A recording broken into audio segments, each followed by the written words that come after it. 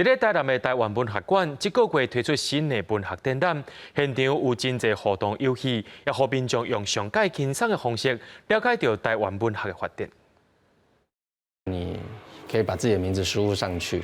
你可能会晓用台语念家己的名，毋过要安怎写，会当靠这台电脑，佮家己倒做名片，变成你的名片。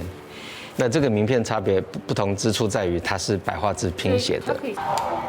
来到这个展览，亲像来到游乐场，互民众轻松耍文学，甚至会当求一支签诗。我有得到一个大吉，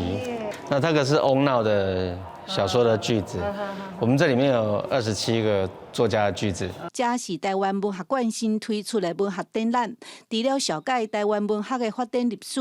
展出侪作家的作品，文物嘛有趣味的体验，互民众轻轻松松就会当写诗做诗人。透过触碰或者是聆听的方式，用更轻松的形态去接近文学，然后去认识文学。因为我们还是希望让大家能够从比较轻松的入门的方式去理解台湾文学的各种丰富的内容。哪算哪豆豆啊理解，尤其是台湾本土文学一路行过来是这么啊困难。像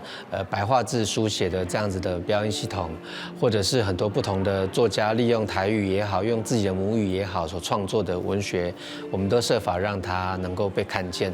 也希望它能够跟我们所熟知的传统，比如说文学经典的那些作家一样的去看待它。现场分6个主题，对原住民的口传文学，到即马自由书写的年代，嘛看到台湾文学多元的内容。记者陈家君赖为做台南报道。